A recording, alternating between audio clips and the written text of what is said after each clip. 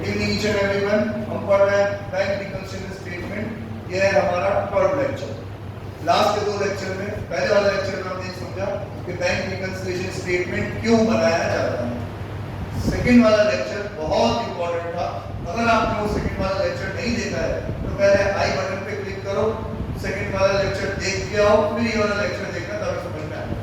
Second वाले lecture में हमने क्या सीखा कि कैश बुक और पासबुक के बैलेंसेस में डिफरेंस आने के कॉजेस, रीजंस क्या है, जिसको मैंने चार बेसिक कैटेगरी में बांटा। पहली कैटेगरी टाइमिंग डिफरेंस, जो किसकी वजह से होता है, चेक की वजह से। दूसरा होता है transaction initiated by the bank, ऐसे ट्रांजैक्शन जो बैंक खुद ही इनिशिएट कर देता है, या तो उनके बिहाफ पे या मेरे बिहाफ पे। तीसरा एरर इन पासबुक, चौथा एरर इन कैश बुक। आज अपन बीआरएस क्यों बनाया जाता है, ये डिफरेंस क्यों आता है, ये सब हम सीख चुके हैं। आज अपन ये सीखेंगे कि बीआरएस बनाया कैसे जाता है। तो दो अलग अलग फॉर्मेट है, मैंने दोनों बना दिए। एक होता है सिंगल कॉलम, एक होता है डबल कॉलम। आप कहोगे तो दोनों से सिखाऊंगा, लेकिन फॉलो करेंगे अपन डबल कॉलम क्योंकि ये इजी होता है, इसमें कोई कंफ्यूजन नहीं होती शुरू से आगे। शुरुआत में बच्चों को सिंपल कॉलम सिंपल लगता है, लेकिन एक स्टेज आने के बाद जब कॉम्प्लेक्सिटी बढ़ जाती है तो ये सबसे बेकार फॉर्मेट लगता है। तो हम इसको फॉलो नहीं करेंगे, सीख जरूर लेंगे। चलो आओ आप इलस्ट्रेशन नंबर 1 पे। इलस्ट्रेशन नंबर 1, ये बुक वाले भले ही डबल कॉलम से सॉल्व कर रहे हो, हम सॉल्व करेंगे सिंगल कॉलम से। सर कैसे बनता है, इलस्ट्रेशन पढ़ो, उससे पहले समझा दूंगा आपको, देख लो। ये आ जाओ बोर्ड। पहले हम क्या करेंगे, सबसे हम पहले हम लिखेंगे balance as per cash book. अब यार समझ में आते ही क्या है सर, जितना कैश बुक का बैलेंस, लेकिन कब इंपॉर्टेंट बीआरएस में सबसे बीआरएस के ऊपर की हेडिंग है BRS as on. As on मतलब कौन सी डेट पे बीआरएस बनाया जाएगा। अब जनरली 31 मार्च 2023, 31 मार्च को तो बनाएंगे ही बनाएंगे, साल के आखिर में तो बनाना ही पड़ेगा, सरकार को हिसाब देना है। सरकार हिसाब मांगती है तो सबूत भी मांगती है, सबूत के साथ बैंक स्टेटमेंट देंगे, हमारे बैलेंस और उनके बैलेंस में डिफरेंस आएगा तो बीआरएस बना के देना ही पड़ेगा। लेकिन आप खुद सोचो, बीआरएस से हमें कितनी सारी चीजें पता पड़ती है। कहीं स्कैम तो नहीं हो रहा पता पड़ता है, कोई चेक क्लियर होने से रह गया हो वो पता पड़ता है, किसी को चेक दे रखा हो और वो चेक लगाने ही भूल जाओ तो ये भी पता पड़ता है, बैंक वालों ने अननेसेसरी चार्जेस रिजर्व कर रखे हो तो पता पड़ता है, बैंक ने हमारे बिहाफ पे किसी को पेमेंट कर रखा हो तो पता पड़ता है, किसी चेक को क्लियर होने में अनड्यू डिले हो रहा हो तो पता पड़ता है। बहुत सारी इंफॉर्मेशन किससे पता पड़ती है, बीआरएस बनाने से। तो अच्छे बिजनेसमैन, अच्छे बिजनेसेस या बड़े बिजनेसेस इस बीआरएस को टाइम टू टाइम बेसिस पे बनाते हैं। जैसे मैं बीआरएस कैसे बनाता हूँ मेरे अकाउंट का ऑन अ मंथली बेसिस, कि महीने भर में जो भी हुआ होगा ना महीने के एंड में पता पड़ जाएगा। तो साल भर के एंड में पता पड़ेगा तो बहुत सारी बार ऐसा होता है, अब पछता है और क्या जब चिड़िया छुप गई, टाइमली पता पड़ जाए तो हम चीजों को क्या कर सकते हैं, रेक्टिफाई कर सकते हैं। तो ये बीआरएस आप कभी भी बना सकते हो, any point of time, any point of time. जैसे आज तारीख है 16 जुलाई, तो आज भी बना सकते हैं। BRS as on 16 July, balance as per cash book को मैच कराना है बैलेंस एज पर पासबुक। तो मान लो मेरा balance as per cash book का 1 लाख है। अब इसमें मैं क्या करूंगा, मुझे सारे जो डिफरेंसेस है वो तो इन्होंने क्वेश्चन में दे रखे होंगे कि हमने खुद नहीं, क्वेश्चन बोलता है ऐसा कि हमने जब कैश बुक और पासबुक को कंपेयर करा वन ऑन वन बेसिस पे तो हमें इतने सारे डिफरेंसेस मिले। तो उन डिफरेंसेस में से कुछ डिफरेंसेस को हमें प्लस करना होगा, कुछ डिफरेंसेस को हमें क्या करना होगा, माइनस। मान लो 8 पॉइंट्स हैं तो 1 पॉइंट में से 4 तो हो जाएंगे ऐड, 1 2 3 4, ये सारे पॉइंट्स ऐड करने के बाद कैश बुक का बैलेंस। फिर 4 पॉइंट होने हैं माइनस, तो ये करेंगे लेस, 1 2 3 4, चारों चीजों माइनस करने के बाद अब जो बैलेंस आएगा उसको हम बोलेंगे बैलेंस एज पर पास। तो ये क्या काम किया बीआरएस, कैश बुक से के पासबुक के बीच में जितना भी फासला था वो सब आपको शो कर दिया। 4 पॉइंट प्लस के ये 4.8 माइनस ये एडजस्ट कर लोगे तो मेरा बैलेंस किसके बराबर पहुंच जाएगा, 5 के बराबर पहुंच जाएगा। समझे कि नहीं? ठीक है, चलो स्टार्ट करते हैं क्वेश्चन। ऑन 31 मार्च 2020 तो एक प्रैक्टिस रखेंगे अपन कि जिस डेट का पीआरएस बना रहे हैं ना अपन, वो डेट को अपन डब्बे में मार्क करेंगे बॉक्स में। तो करो मार्क ऑन 31 मार्च 2020 ये पीआरएस बना रहा हूं 31 मार्च 2020। पूरे क्वेश्चन में सबसे ज्यादा इंपॉर्टेंट डेट क्यों, एक एग्जांपल से समझाता हूं कि मान लो 31 मार्च से पहले मैंने एक चेक जमा कराया और 31 मार्च आने से पहले वो चेक क्लियर भी हो तो उसमें डिफरेंस आएगा नहीं ना? डिफरेंस कब आएगा? तो मैंने जमा कराया 31 से पहले और वो क्लियर हुआ 31 के बाद। 31 मार्च में दोनों बुक्स में एंट्री नहीं हुई तो डिफरेंस आएगा। तो आपको समझना पड़ेगा कौन कौन से चेक्स क्लियर हो चुके हैं, कौन कौन से चेक्स क्लियर नहीं हुए। रीड करते हैं। और 31 मार्च 2020 the bank balance as per Rajesh Chauhan's cash book was 17,280 debit, underline करो डेबिट और साथ में लिखो पॉजिटिव। कैश बुक का डेबिट बैलेंस, कैश बुक में रिकॉर्ड होता है बैंक, बैंक क्या है मेरे लिए एसेट, डेबिट बैलेंस है तो क्या है एसेट है, क्रेडिट बैलेंस है तो क्या है लायबिलिटी है, या फिर अदर वे राउंड ऐसा बोल सकते हैं कि डेबिट बैलेंस है तो बैलेंस क्या है पॉजिटिव, क्रेडिट बैलेंस है तो बैलेंस क्या है नेगेटिव। नेगेटिव समझे कि नहीं? बैंक में जो पैसा पड़ा है मेरे लिए क्या है एसेट, एसेट का बैलेंस क्या होता है डेबिट। अगर वो बोल रहे हैं क्रेडिट बैलेंस है मतलब का एसेट में क्या है लायबिलिटी, बैलेंस पॉजिटिव में क्या है नेगेटिव। ओवरड्राफ्ट होता है ना, बैंक हमें फैसिलिटी देता है ना कि आप एक्स्ट्रा पैसे विथड्रॉ कर सकते हो, तो रखा होगा मैंने नेगेटिव बैलेंस है। पर हाल फिलहाल तो सिंपल है सर, कौन सा बैलेंस है पॉजिटिव बैलेंस है तो प्लस करके लिखेंगे आलूशी। पॉजिटिव बैलेंस नेगेटिव बैलेंस समझ में आ रहा है? हाँ, तो पॉजिटिव बैलेंस से कितना है 17,280 या लिखेंगे 17,280। फॉरवर्ड में पहले जमा चुका हूं, जो चीजें प्लस होगी इस सेक्शन में लिख दूंगा, जो चीजें माइनस होगी इस सेक्शन में लिख दूंगा। चलो और compare the cash book with the passbook, क्या बोल रहे हैं कैश बुक को पासबुक से कंपेयर किया, फॉलोइंग डिफरेंसेस वर फाउंड। ये सारे डिफरेंसेस हमें मिले। पहला checks for 8400 sent for collection have not been cleared by bank so far। अब यार बेटा बीआरएस पढ़ना है ना,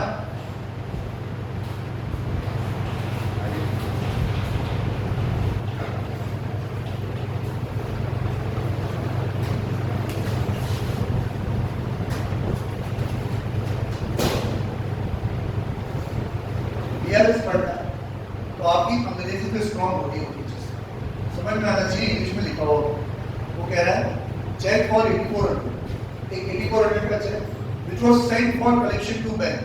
sent for collection to bank मतलब मैंने बैंक में भेजा था कलेक्शन के लिए।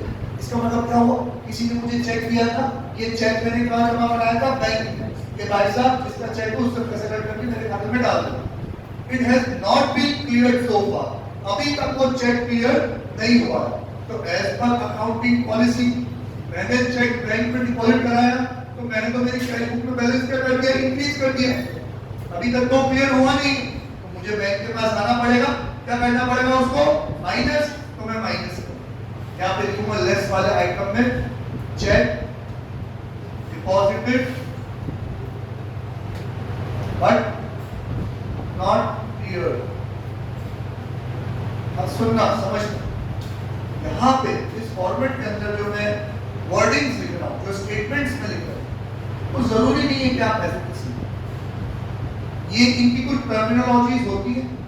मुझे वर्षों की प्रैक्टिस है तो मेरे मुंह पे चढ़ी हुई है, आपके मुंह पे चढ़ी हुई नहीं है। आप कुछ अटपटा भी लिखो तो प्रॉब्लम नहीं, हाँ, लेकिन बिल्कुल ही काला अक्षर दर्ज बराबर मत चला देना कि जो मर्जी में आया वो लिख दिया यहाँ पे। नहीं, अगर आपको समझ में नहीं आ रहा कि मैं लाइन क्या लिखूं तो जो क्वेश्चन लिखा हुआ है वही का वही चिपका दो, same to same. Cheque for 8400 sent from bank for collection not had been cleared so far, same to same. नहीं, मेन चीज को जो हमें सीखनी क्या है कि सर प्लस होगा कि माइनस होगा। चेक डिपॉजिट करा दिया, क्लियर नहीं हुआ तो क्या होगा माइनस, 8400 लिख लो माइनस वाले। नेक्स्ट पढ़ो आगे क्या लिखा है। Cheque issue but not yet presented for payment. Cheque deposit कराना और चेक इश्यू करना दोनों अपोजिट है ना। डिपॉजिट मेरे पास चेक है, बैंक में जमा करा है, मेरा बैलेंस बढ़ेगा। चेक इश्यू, अब मैं किसी को चेक बना के दे रहा हूं तो मेरे खाते में से पैसा कम होगा। चेक है, ईर है, पहले कहां से निकलता है? कमांड में से। पहले एंट्री कहां होती है? कैश बुक में। अभी मैंने जमा कराया था, रिकॉर्ड नहीं हुआ था, मैंने माइनस कर दिया। अब मैं चेक आरुषि, अब मैं चेक इशू कर रहा हूं, मतलब मैंने तो दिखा दिया कि मैंने पेमेंट कर दिया, मैंने मेरा बैलेंस कम कर दिया, बैलेंस कम कर दिया, पर अभी तक तो प्रेजेंट ही नहीं हुआ है, लगा ही नहीं है, तो मुझे वापस से बैंक के बैलेंस के बराबर लगाना पड़ेगा ना। क्या करूंगा मैं? प्लस। तो यहां से लिखेंगे अपन प्लस वाले कॉलम में check issued but not presented। कितना है अमाउंट? 5600। तो मैं आपको एक लाइफ टाइम ट्रिक बता दूं। बीआरएस का क्वेश्चन आए तो पॉकेट के 2 मार्क्स लेने की ट्रिक। अगर बीआरएस का क्वेश्चन आता है तो ये दोनों पॉइंट आएंगे जो आपकी बोर्ड में, ऐसे आप मिश्रा की फोटो खींच लो, ऐसा क्लिक करो, फोटो खींचो, जिंदगी भर याद रहेगा। Check deposited but not clear, check issued but not presented. Guarantee BRS का क्वेश्चन है तो ये 2 पॉइंट आएंगे ही आएंगे। और अगर आया तो आप, अरे कोई सलमान खान थोड़ी आया जो सभी वहां देखो ऊपर आ गया। यहाँ देखो सलमान खान नहीं आया साला, सुनो ढंग से।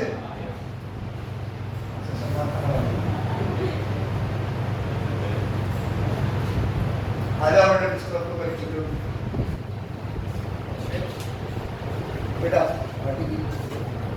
50% ज्यादा हाँ वो था मिल ले 48 बच्चे पूरे।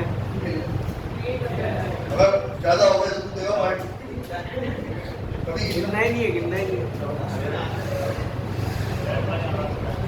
चलो वीडियो चालू होती है, बात का टाइम पास मत करो प्लीज। एक बार में समझ लो तो जिंदगी भर याद रहेगा, एक बार में तुम्हारा ध्यान इधर हुआ तो कभी समझ में नहीं आएगा।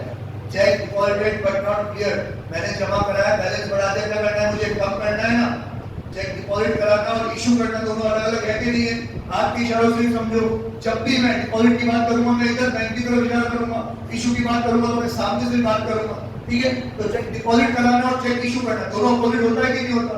तो अगर आप डिसाइड कर चुके हो कि डिपॉजिट बट नॉट क्लियर क्या होगा? माइनस, तो उसका अगला वाला पॉइंट क्या होगा? प्लस। सोचते ही नहीं, दिमाग लगाने ही, प्लस ही होगा। चेक डिपॉजिट माइनस है तो ये प्लस ही, समझ में आया? ये दो अपोजिट चीज हर पॉइंट हर क्वेश्चन का है, देख लेना। Next, there is a debit of 80 in the passbook for bank charges। Underline करो डेबिट, अंडरलाइन करो डेबिट। और एक फंडा है, बहुत टेक्निकल है, दिमाग लगेगा, समझाऊं कि नहीं समझाऊं? समझो, देखो मैं चाहूं तो इस डेबिट वर्ड को इग्नोर करके भी पढ़ा सकता हूं। इग्नोर करके पढ़ेंगे, समझ में तो आ जाएगा, क्वेश्चन का आंसर तो आ जाएगा, लेकिन नॉलेज अधूरी रह जाएगी। और डेबिट को समझेंगे तो दिमाग पे जोर पड़ेगा। रेडी हो क्या? हाँ, तो यार एक बात समझो, ये वाले स्टेटमेंट से कि मेरा पैसा बैंक में पड़ा है, मेरे लिए क्या है? असेट। अच्छा, वेरी गुड, चलो बाद में बात करेंगे इसकी। मेरा पैसा बैंक में पड़ा है, मेरे लिए क्या है? असेट। मैंने बैंक में पैसा जमा कराया तो मेरा असेट इंक्रीज हो गया तो डेबिट निकालूंगा, असेट कम हो गया तो क्रेडिट, है ना? मेरे लिए असेट है, असेट इंक्रीज पे डेबिट, इंक्रीज पे क्रेडिट। जो चीज मेरे लिए असेट है वो बैंक के लिए क्या है? लायबिलिटी। किसी और का पैसा बैंक के पास पड़ा है, जब मांगा लौटाना पड़ेगा तो बैंक के लिए क्या है? लायबिलिटी। अब जब आप पैसे जमा कराते हो तो आप क्या सोचते हो? असेट इंक्रीज हो गया, आप डेबिट करते हो। बैंक क्या सोचते हो? हमारी तो लायबिलिटी इंक्रीज हो गई, आप पैसे जमा कराते बैंक में तो लायबिलिटी इंक्रीज हो गई, तो आप जमा कराओगे तो बैंक अपनी बुक्स में लायबिलिटी इंक्रीज होगी तो क्रेडिट करेगा। आप पैसे निकालोगे तो आप कहोगे हमारे एसेट की वैल्यू कम हो गई, आप क्या करोगे? क्रेडिट। बैंक में लेके नहीं, हमारी लायबिलिटी क्या हो गई? कम हो गई। लायबिलिटी कम हो गई तो डेबिट। तो ये डेबिट क्रेडिट का फंडा जो है ना, वो बैंक वालों के केस में उल्टा चलता है। ये जो हमारी एसेट है उनके लिए क्या है, लायबिलिटी। अब जरा सोचो क्या लिखा हुआ है, bank has a debit, bank ने क्या करा, डेबिट किया, तो बैलेंस बढ़ाया कि कम किया, कम किया ना, बैंक वालों ने पैसा कम किया, इस चीज के लिए कम करा, आगे 80 in the passbook for bank। अब इस बैंक चार्जेस की वजह से मैं कह रहा था कि चाहो तो डेबिट क्रेडिट वाले फंड को इग्नोर कर सकते। क्यों? क्योंकि अगर पासबुक में 80 रुपए के बैंक चार्जेस शो हो रहे हैं तो वो मेरा बैलेंस बढ़ाया होगा कि कम किया होगा? कॉमन सेंस, बैंक चार्जेस से तो मेरा बैलेंस क्या होता है, कम होता है। इसको बोलते हैं transaction initiated by the bank. क्या बैंक वालों ने खुद नहीं मेरे खाते में से बैंक चार्जेस क्या कर दिए, बढ़ा दिए कि कम कर दिए? मुझे भी उनके पास आना पड़ेगा, क्या करना पड़ेगा, माइनस। पूरा पढ़ लो क्या लिखा हुआ है। There is a debit of 80 in the passbook for bank charges but not recorded in the cash book। Sir cash book में रिकॉर्ड नहीं किया, कोई तो पीआरएस में दिखाने की नौबत आ रही है। अगर बैंक वालों ने बैलेंस कम कर दिया है और हमने भी कैश बुक में रिकॉर्ड कर दिया होता तो मैंने भी बैलेंस कम कर दिया है, फिर तो बैलेंस बराबर हो ही चुका है। पीआरएस में शो करने की जरूरत है क्या? नहीं ना, शो करने की जरूरत ही क्यों है? उन्होंने कम कर दिया है, मुझे पता ही नहीं है, मैंने एंट्री पास करी ही नहीं, तो मेरा बैलेंस वहीं का वहीं है। अब मुझे ये करना पड़ेगा माइनस, तो यहाँ पे लिखूंगा मैं bank charges not recorded in cash book 80। Next point, bank has credited, ऊपर वाला इग्नोर कर सकते थे, नीचे वाला क्रेडिट इग्नोर नहीं कर सकते। अब बैंक ने क्या करा है, क्रेडिट सोल्व के जवाब देना, बैलेंस बढ़ाया कि कम किया, बढ़ाया, क्योंकि बैंक के लिए तो क्या है, लायबिलिटी, लायबिलिटी इंक्रीज होती है तो क्रेडिट, तो उन्होंने बैलेंस बढ़ा दिया। किस बात का बढ़ाया, for interest in the past. अब ये इंटरेस्ट वाली बात ऐसी है कि अगर तुम डेबिट क्रेडिट को ना समझो तो समझ में आएगी क्यों सर, क्योंकि बैंक तो इंटरेस्ट देती भी है और लेती भी है, हमें क्या पता दिया है कि लिया है, तो डेबिट क्रेडिट समझना ही पड़ेगा। बैंक ने क्रेडिट किया है मतलब बैलेंस बढ़ाया है। अगर आप कभी मम्मी पापा का मोबाइल देखते हो तो उसमें पैसे का मैसेज आता है, तो पैसों का मैसेज जब बैंक में आता है तो लिखा होता है this much amount has been credited into your bank account, और जब पैसा जाता है तो आता है this much amount has been debited from your account. ठीक है, तो बैंक ने क्रेडिट किया है मतलब बैलेंस बढ़ाया है, but these are also not recorded in the cash, ये भी कैश बुक में रिकॉर्ड है। तो बैंक वालों ने इंटरेस्ट दिया, हमने रिकॉर्ड नहीं किया, बैंक का बैलेंस ज्यादा है तो क्या करना पड़ेगा, प्लस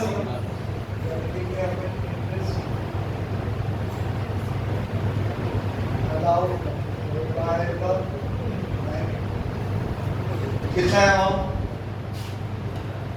बोलो ना, आगे ऊपर से ले लो क्या शुभ की तरह, कमीज से तो वाली लो, आगे बैठ के ऐसी हरकत। A customer deposited 2000 direct in the bank, but these were recorded only in the passbook। याद है कस्टमर बताया ना अच्छी पकड़ो का, हाँ बताया नहीं बताया था, नहीं बताया, नहीं कहानी थी सोच SBI वाले है ना, एक जब ऑनलाइन का जमाना था, कोरोना काल था, तो एक छोटा होशियारी कर रहा था, हमने फीस मांगी तो क्या कह रहा था, सर मैं तो गाँव में रह रहा हूँ चिमावड़ों में, अभी लॉकडाउन चल रहा है, आपको पैसे देने कैसे आऊं, मेरे को ऑनलाइन कर दे कि नहीं जी सर हम तो किसान है, गरीब है, हम कहाँ ऑनलाइन चलाते, मेरे पापा तो चलाते नहीं, हम तो समझते ही नहीं, मैं गूगल पे, फोन पे, पेटीएम, मैं मुंह तो कुछ नहीं जानू, तो फिर सर आपने पैसे कब दूं, अब बोल रहे लॉकडाउन खुलेगा तभी मैं पैसे देने आऊंगा।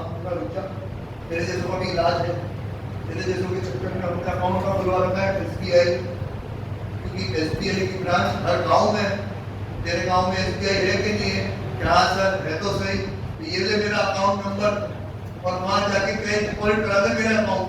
ठीक है, अब वो छोटा समझदार था, एक बार नहीं समझ गया तो अगली बार जब भी फीस मांगो खुद ही जाके बैंक में पैसे जमा करा देता था, मुझे पता तभी नहीं था, वो तो जब मैं पूछूं तो बताया सर करा तो दी जमा, देखो ना आपके अकाउंट में एंट्री आ तो रही होगी तो जाके मिलती। ऐसा ही हुआ, एक कस्टमर ने डायरेक्टली बैंक में पैसे जमा करा दिए, हमें तो गुना उन्होंने पैसे जमा करा दिए तो बैंक का बैलेंस, हमारा बैलेंस नहीं कमाई, क्या करेंगे, प्लस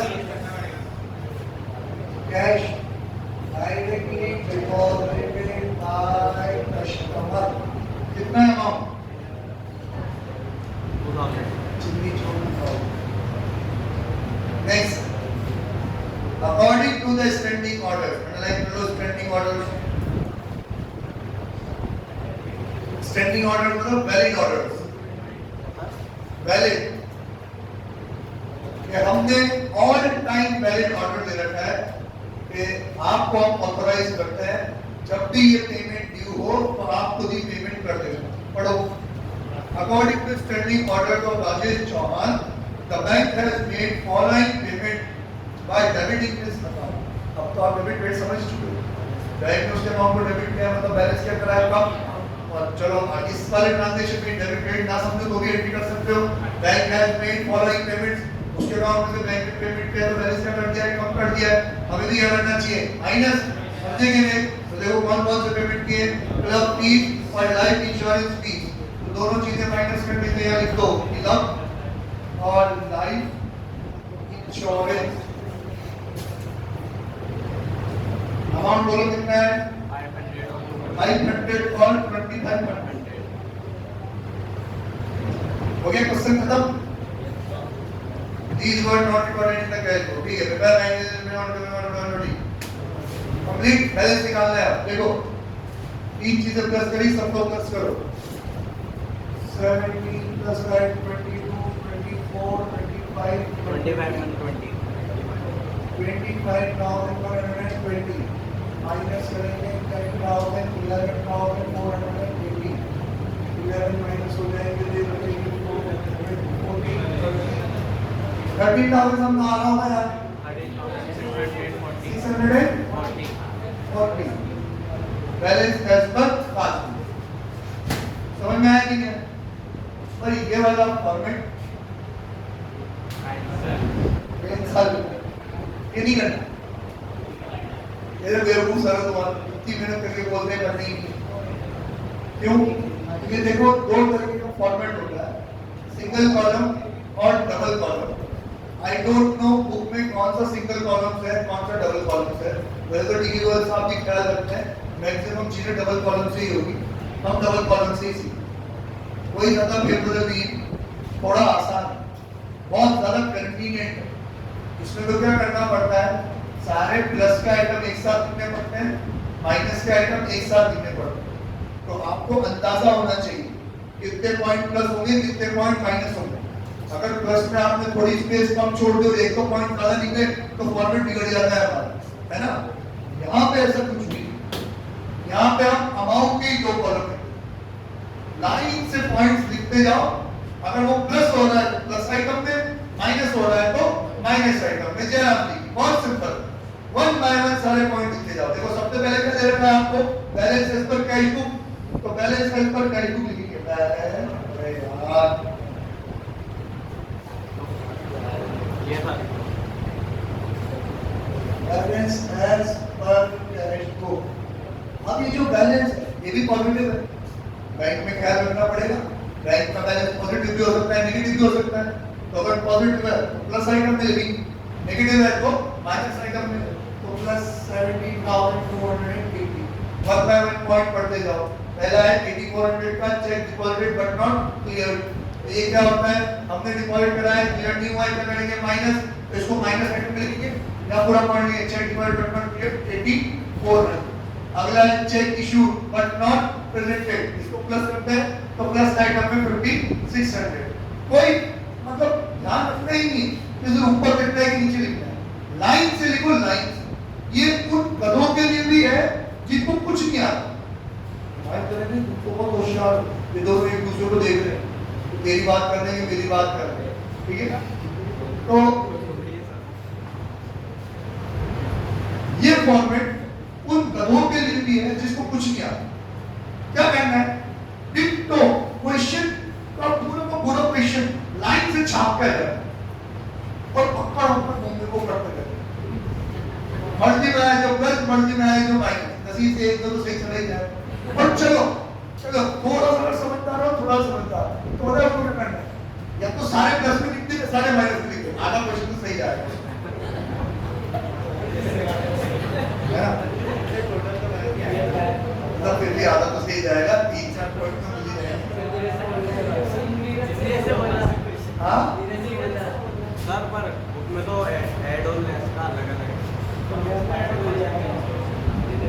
कोई बात नहीं, ये बुक अभी नया नया है ना, तो मेहनत करता है, बाद में नहीं करेगा। तो चलो मान लेते हैं कोचिंग पे टेस्ट आप ये सब कर सकते हो। करना अभी तेरे मम्मी पापा को आगे एक्सप्लेन करना पड़ेगा, ऐसा मेरे बच्चे ने ऐसा क्यों किया।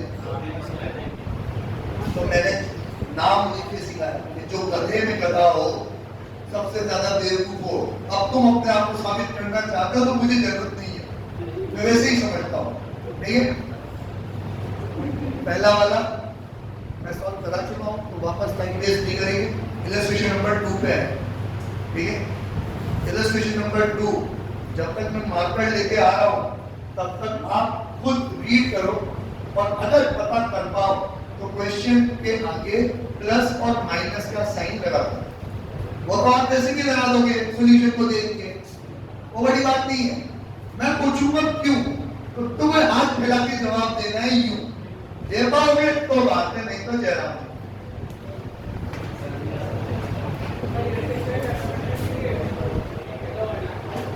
Illustration number 2. Prepare bank reconciliation statement from the following particulars on 31st March 2020. W में मार्क करो 31st March 2020। ये डेट बहुत इंपॉर्टेंट है, आगे चल के बहुत काम में आने वाली है। पहला, debit balance as per bank column of cash book. Cash book का डेबिट बैलेंस मतलब क्या है? Positive balance. पॉजिटिव बैलेंस का लिखेंगे प्लस साइन होंगे, कितना है? 3,72,000। तो बैलेंस एज पर पासबुक 3,72,000। अब first point, checks issued to creditors but not yet presented to bank for payment। तो भी चेक इशू करना मतलब अपन ने दिया किसी को चेक, जब हम किसी को चेक देंगे तो हमारा बैलेंस बढ़ेगा कि कम होगा? कम होगा। हमने चेक दे दिया मतलब हमारी बुक्स में तो हमने क्या कर दिया? कम। अब बंदे ने प्रेजेंट ही नहीं किया, मतलब पासबुक का बैलेंस वही का वही, तो क्या करना पड़ेगा? प्लस। तो हम यहाँ लिखेंगे cheque issued but not paid। कितना अमाउंट? 72,000 प्लस हो गया। अब यार ये ट्रिक मैंने पिछले वाले भी बताई थी, अभी भी बता रहा हूँ वापस। मैंने बोला हर क्वेश्चन में 2 पॉइंट तो आएंगे है, चेक इशूड और चेक डिपॉजिटेड। अब आपने जज कर लिया कि चेक इशूड क्या हो रहा है प्लस, तो चेक डिपॉजिटेड क्या होगा? माइनस। अगला वाला पॉइंट देखो वही होगा, नहीं है? अरे यार चीटिंग कर गया, लेकिन होगा जरूर। फिफ्थ वाला है, देखो फिफ्थ वाला, cheque deposited into bank for collection but not collected by bank up to this date. तो चेक डिपॉजिट करा मतलब बैलेंस बढ़ा दिया, कलेक्ट नहीं हुआ तो क्या करेंगे? माइनस। अब अपन ने बात कर ली है तो लिख देते हैं हम check deposited but on clear. कितना अमाउंट? 50,400। अब बेचारे को अनाथ बच्चों को देख छोड़ दिया तो ऊपर dividend received by the bank but not entered in the cash book. Aarushi, but not entered in the cash book का मतलब क्या हुआ? हाँ, कैश बुक में हमने एंट्री पास नहीं करी। किस चीज की एंट्री पास नहीं करी? Dividend received by the bank. वही dividend received by the bank मतलब कैश आ गया, डिविडेंड मतलब इन्वेस्टेड मनी नहीं। हम जब किसी कंपनी के शेयर्स परचेज करते हैं ना, तो कंपनी को जो भी प्रॉफिट होता है सबको अपने अपने शेयर होल्डर्स को उनके शेयर्स के अकॉर्डिंगली वो जो प्रॉफिट का हिस्सा बनता है उसको बोलते हैं डिविडेंड। ठीक है, तो ये मेरे लिए क्या है? इनकम। कोई शेयर्स मैंने खरीद रहे होंगे, वहां से डिविडेंड मेरे बैंक में आ गया, तो बैंक में तो बैलेंस बढ़ गया, मैंने एंट्री पास नहीं करी, वही का वही है। क्या करूंगा मैं? प्लस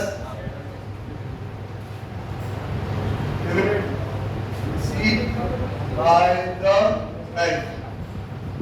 कितना अमाउंट? 5,000। बेटा वापस बोलता हूँ, पिछले क्वेश्चन में बताया, अभी बताया। आपको जो चीज सीखनी है वो क्या है? क्या प्लस क्या माइनस, पर्टिकुलर्स क्या लिखना है।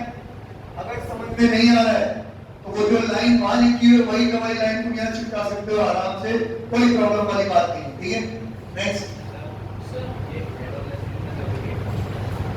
नहीं है ना, वो लोग ऐड वाली चीजें एक साथ दिख रहे हैं, लेस वाली चीजें एक साथ दिख रहे हैं, हम उनका पैटर्न फॉलो ही नहीं कर रहे। अब मैं तो जो कर रहा है उसको प्लस करना है तो प्लस आएगा, माइनस करना है तो माइनस आएगा, कोई बुराई नहीं है, कोई गलती नहीं है, किसी का बाप गलत कर दो तो मेरे पास ले आना। Next, interest allowed by the bank. Jatin, allowed मतलब पैसा मिला है अपन को, बैंक वालों ने इंटरेस्ट अलाउड किया, मतलब बैंक वालों ने इंटरेस्ट मेरे अकाउंट में प्लस कर दिया। मेरे को तो पता ही नहीं होगा कि कैलकुलेशन वो लोग जाने, मेरे तो देख के पता पड़ा, मुझे भी करना है plus interest allowed by the कितना कितना 1250। नेक्स्ट 15400 लिख चुके हैं। बैंक चार्ज कितना शॉर्ट एंड स्वीट, कितना बढ़िया। बैंक चार्ज क्या होगा बैंक चार्ज का? सर बैंक वाले रिटर्न करेंगे, हमें क्या करना पड़ेगा, माइनस कितना amount 200। A check deposited into bank was dishonored but no intimation received। Star mark कर लो इसके ऊपर, अंग्रेजी पढ़ो और हिंदी में अनुवाद कौन करके बताएगा? लेकिन तो हाँ भरी है, तो नाम क्या ले रहा है? बोल क्या?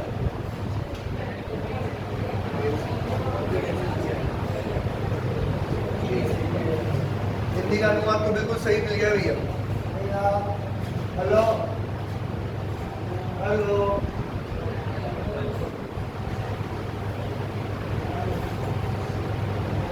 हेलो, आराम से बैठ डाउन।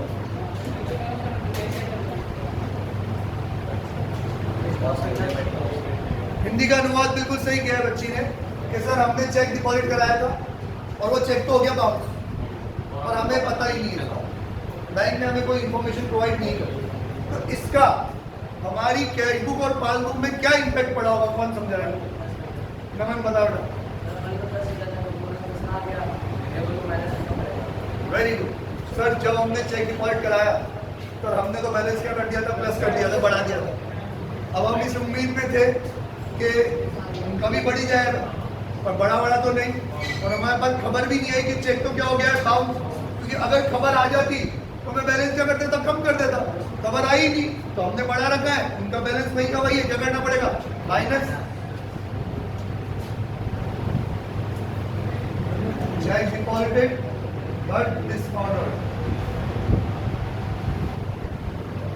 माइनस का डिसाइड हुआ ना, कितना है अमाउंट 320 रुपए की चेक कौन देता है?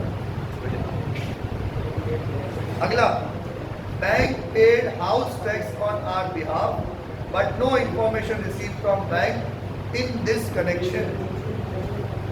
बहुत सिंपल प्लेन इंग्लिश में बोल रखा है, बैंक ने हमारे बिहाफ पे हाउस टैक्स पे कर दिया, हमारा टैक्स बैंक में दे और हमें बताया भी, बताया नहीं तो क्या हुआ, खाते में जरूर पैसे डिडक्ट किए ही है ना, हमें क्या करना पड़ेगा, माइनस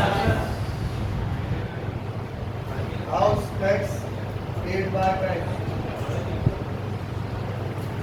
कितना अमाउंट 350। अब यार समझो, एक खास बात आपको इस फॉर्मेट में सीखी, प्लस आइटम अलग कर दिया, माइनस आइटम अलग कर दिया ना, अब दोनों का टोटल लगाएंगे, ये खास नहीं, टोटल लगाने कोई खास नहीं है, टोटल पहले ही लग जाएगा 372, 444, 449, 452,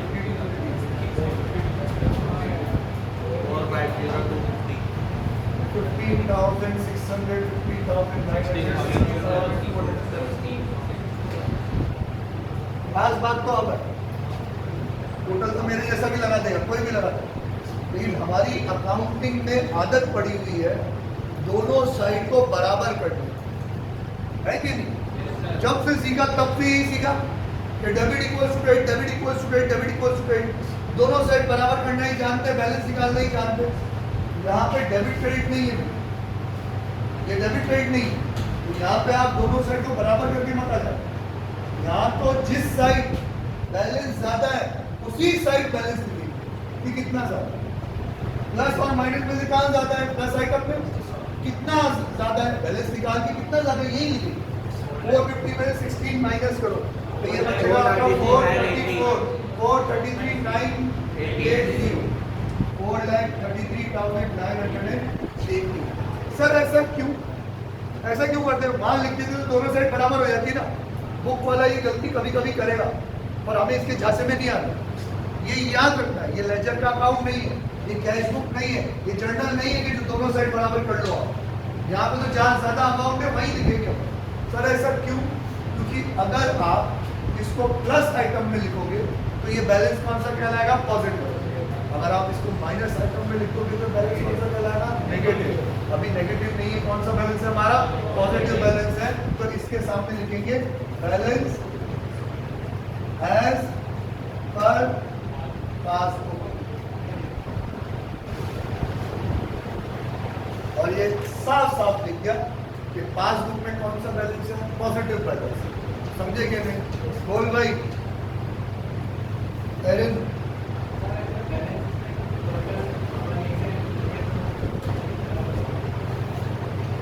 मैं यहाँ पे टोटल करने की कहीं नहीं रहूँगा, ये चीज में करने के लिए कहीं नहीं रहूँगा। आपका क्वेश्चन ही यहाँ खत्म हो गया। तो जब आपने क्या बना दिया? बैलेंस एज पर पासबुक बता दी। मुझे यही तो करना था, कैश बुक से के पासबुक के बैलेंस तक ही तो पहुँचना था। कैश बुक में 372 आ रहा है, पासबुक में 433 आ रहा है, तो क्या डिफरेंस रह गया यार? क्या कमी रह गई? कौन सी एंट्री है जो वहाँ हो गई, यहाँ नहीं हुई, यहाँ हो गई, वहाँ हो गई? तो मैंने सारी चीजें लाइन से बता दिया कि इन सारी चीजों को प्लस या माइनस करोगे तो ये जो 372 का बैलेंस है ये भी कितना पहुंच जाएगा? 433। अब जाके देख लो पासबुक 433 आ रहा है कि नहीं आ रहा। आ रहा है तो मैंने मेरी बेगुनाही का सबूत दे दिया, और अगर नहीं आ रहा है तो फिर मेरे हिसाब किताब में कोई ना कोई झोल है जो अभी भी यहाँ पे शो नहीं हो रहा है। समझा? ठीक है। अब यहाँ पे टोटल करने की जरूरत नहीं है। ये मेरा बैंक रिकॉर्ड स्टेटमेंट यहाँ पे खत्म हो। वापस करो। बुक वाला भले ही टोटल कर दे, बुक वाला भले ही बैलेंसिंग फिगर लिख दे, हमें उनके झांसे में नहीं। हम तो जैसा सिखा रहा हूँ वैसे ही करेंगे। मार दिया जाए कि छोड़ दिया जाए? पढ़ाओ में छोड़ दूँ? छोड़ दूँ? अच्छा ही बाय टाटा।